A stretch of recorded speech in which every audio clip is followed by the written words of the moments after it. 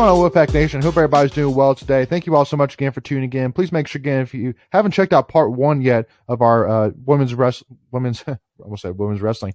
basketball preview, make sure to go and check that out. And also to make sure to give this video a like, and please make sure to hit that subscribe button as well, as it really helps support us in the channel. And give us a follow at Tuffy Talk Now, and check out all of our great NC State content, like our men's basketball preview, and also our wrestling preview. So with that being said, so on our last episode, we kind of broke down the South Carolina game, talked a little bit about this team and Coach Moore. So now we wanted to kind of talk a little bit about some of the new faces, and also to talk a little bit about our expectations for the rest of the season. So first one, which I want to kind of talk a little bit about for those State fans who don't really know who these people are. So I know, Macon, we talked a lot about this person last time. I know you are high on her, and so I wanted to kind of talk a little bit about her resume. But Diamond Johnson, I think that she is definitely, even watching the South Carolina game last night, she is uber talented. I mean, just her quickness and her ball movement is just ridiculous. I mean, she can shoot lights out, from looking at her Rutgers film. And I mean, again, this is somebody who played last year at Rutgers and averaged, over 17.5 points a game, like over 4 rebounds a game, I think 3 assists a game and 2 steals a game over. And so, I mean, she is an all-around point guard last year. And again, she's a COVID freshman, so which means that, again, she can have 3 years after this if she wants to. I don't really expect that, because, I mean, I think that there's going to come a point where she's going to want to go to the WNBA, which I completely get. But what was kind of some of her credentials? I know that she did a lot in high school. Am I correct on that, Macon? Yep, she was number 6 recruit in women's basketball overall. She was, and so Allen Iverson, everybody knows AI. He from NBA and playing for the Sixers. He has his own, not a celebrity game, but his own essentially McDonald's All-American kind of game where he gets like his best players he can get, and it's always for guys, always for men, or the best talent he can get. The only female he's ever invited is Diamond Johnson, and he thinks Allen Iverson, point guard, invites a girl point guard, first ever to do so. He's making a statement of what he thinks about that player, and. Granted, again, people say, "Well, it's just Allen Iverson." Well, obviously, he knows how to play the point guard position. So pretty good endorsement. And it's a freshman, exactly. So when Diamond Johnson was at Rutgers, I believe her stat line was like 50% from field goal percentage, 40% from 3, and 90% from the free throw line as a true freshman and as a point guard. Wow, that is crazy. So again, true freshman during all the COVID stuff. She's now playing for NC State. To have a player come in, number 6 overall recruit, I believe it was, for come out of high school, average of 50, 40, 90 percentage-wise at Rutgers, and now coming to NC State. I mean, I mentioned the last time, she had 18 points in 17 minutes in the exhibition game. Now, granted, the other night, last night against South Carolina, she didn't shoot as well. She had, I think, it was like 4 points, 4 rebounds, 1 assist. Poor night for her. You could see, though, the athleticism she has, the ball control she has. Oh yes, you could see the crumbles of the athleticism she has. That she was, I feel like if she would just hit those shots, some of that she'd be able to exploit some of those plays even more so, because they're going to respect her, but if she were hitting those shots, she could create, I think, some more. And I'm excited about her, man. She's going to be really good. I mean, I think you're going to see a lot of times, you're going to see Diamond Johnson and Raina Perez starting together, playing together. So Raina's too good not to play, and so Diamond Johnson's also too good not to play. I think one thing Keats is going to have to figure out with her and Madison Hayes and Kayla Jones, Camille Hobby, and all these players who you would think might be coming off the bench is, how do I maintain all of this talent and scoring ability and defensive ability how do I keep that from, girls, and obviously they have egos too, just like guys do, like men's basketball. We think about egos in men's college basketball, but they have with the girls. Like, I think I deserve playing time because I'm a top recruit or I'm a top player. Right. How is he going to balance that? I mean, that's the hard thing people don't think about with elite, talented teams is how do I balance this out? Like, they can be the best players in the world, but they have to still play as a team. We need somebody to be the sixth man off the bench. Yeah, like, that has to be the role, and they have to buy in. You said what? You can only have 5 players on the court. Right. We need somebody to be the person who comes in and says, I need you to just get me a 3-point shot. I need you to be the go-to guy. Or I need you to come in, give me 5 minutes off the bench. And that's what this team needs. Like, to imagine saying that to Madison Hayes, who transferred here from Mississippi State. Now, Madison's going to play a lot. I'm just picking on her, just random player in my head. Imagine Keith saying that you're going to do 5 minutes a game, potentially, but this team needs you to do that. And she's going to buy into it. I mean, she's going to have to for the sake of the team to win. Yeah, that's the ultimate goal. Or Camille Hobby, hey, Camille, I need you to come in for 5 minutes a game. I just need you to relieve Elisa. And so I'm getting too far in the weeds there. But I think with a player like Diamond Johnson, it's going to have to be something like he's going to have to manage that with Raina, particularly at the point guard position, because she's too good not to play. Well, and especially too when especially with you were mentioning with Madison Hayes, is that one of the things for her is, I mean, like that South Carolina game, she played 8 minutes, and I truly do think that, again, looking at this season, that after this season, players like Alyssa Cunane, Kayla Jones, Raina Perez, at least they're going to go to the WNBA. So after this season, things are going to open up a lot more for Madison Hayes to take more of a prominent role in this team.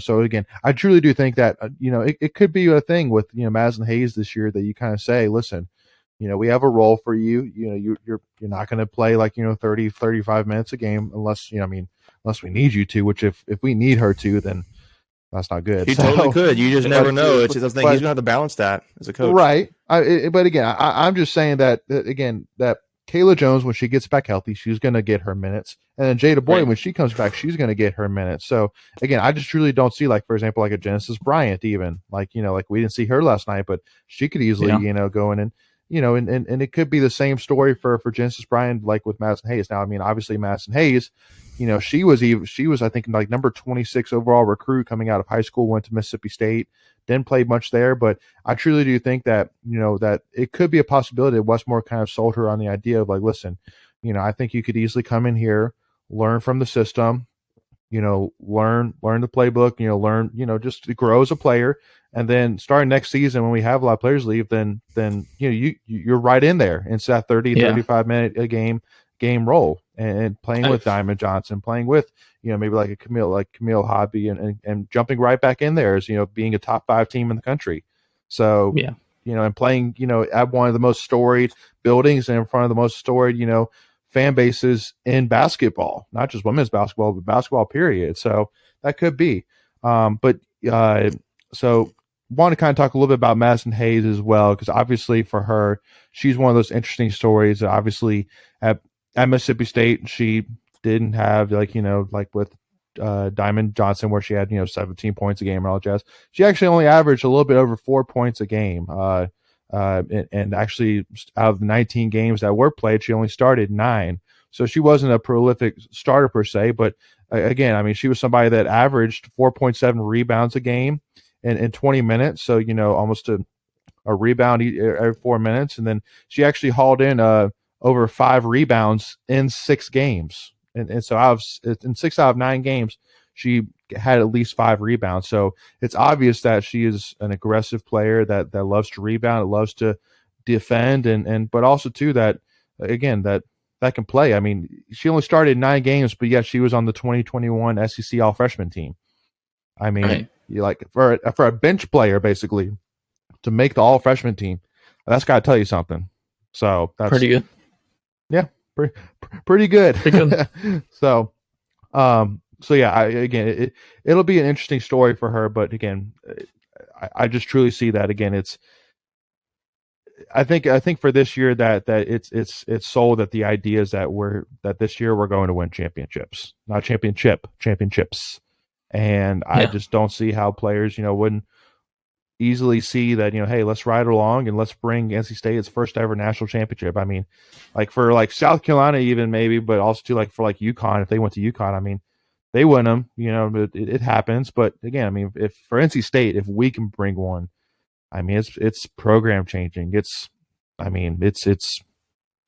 It'll be huge. Let's put it that way. Yeah. I can't even like put into words how big that would be. Yeah. Be the if we pack won is that back. title. Pack is And- back. Pack is back. Pack. Yeah, And not like you were not saying- Mac is back. Pack is back. Yeah. That's right. And Sorry, like, go ahead, like Michael. you were saying, that was I do think that was probably Westmore's pitch to Madison Hayes, because she could have transferred to a lot of other programs and been a starter and played that 35 minutes a game.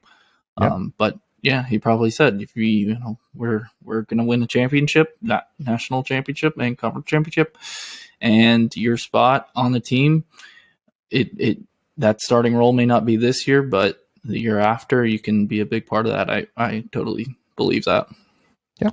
And hey, again, especially with women's basketball, where women's basketball is so top heavy, where typically the teams that win it all are typically the same teams generally.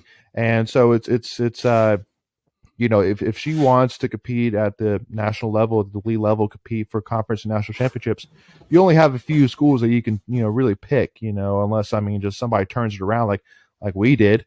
But again, it takes time. So, again, it's a great opportunity. Hey, we're thrilled. Again, we are absolutely thrilled for sure to have somebody like Madison Hayes that can come off the bench, And we're just picking on Madison Hayes right now. I mean, it could be anybody. yeah. We could say Camille Hobby, or we could say, well, we're just talking about whoever. the new faces. That's all, because obviously it's a big question of, where are these players going to fit, because we have, like, you look at anybody on our bench and they could easily start at probably at least half the schools in the country. Yeah. So you're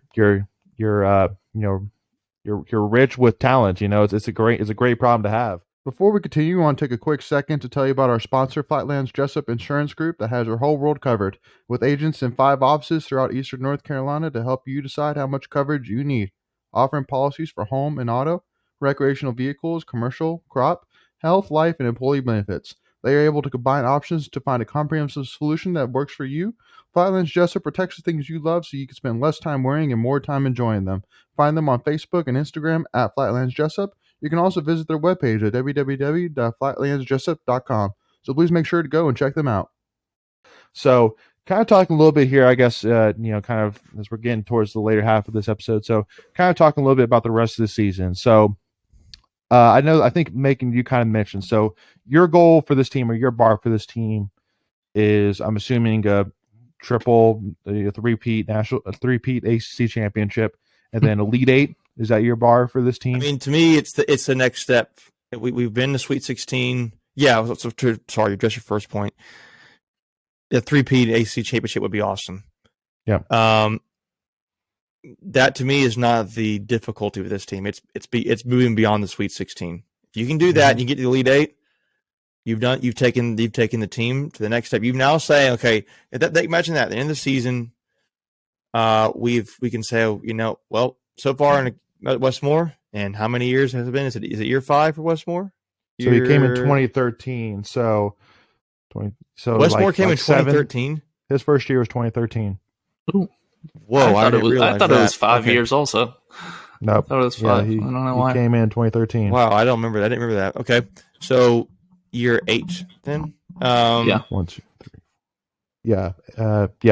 8. Year 8. Okay, we're going to go with year 8. Maybe it's year 9, but anyway, we're going to go with year 8. Anyway, so yeah. We've got 3 straight ACC championships, and which, by the way, how many teams can say that, men or women's? That we won that would 3 be straight. pretty insane. I don't know if Duke or Carolina can even say that.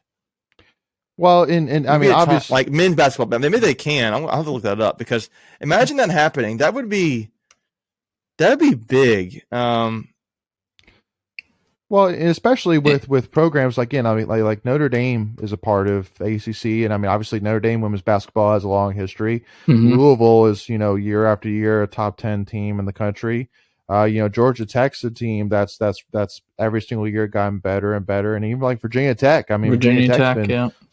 has had a lot of all ACC players and all Americans. Okay, So, Duke did do it one time. And North Carolina and Duke are always solid in women's basketball too. Yeah, for the most part. So yeah, Duke men's basketball did it the last time they did it in men's basketball was 2009, 2011. They actually went on a 5-year winning streak, winning the ACC tournament, 99 to 03. It's actually pretty interesting. And then women's, I'll have to go back and look to see what that record looks like. But I would say, to me, looking past the ACC tournament, you got to win the Elite. You got to win the Elite Eight to get to the Final Four. That is, or at least winning the Sweet 16. That's baseline to me. Getting the Sweet 16 and losing to me is like, okay, well, is that the wall we can't get past and get past? Yeah. We can. It's just we need to make it happen. This team in particular is way too talented. Yep. And again, way too experienced, way too deep.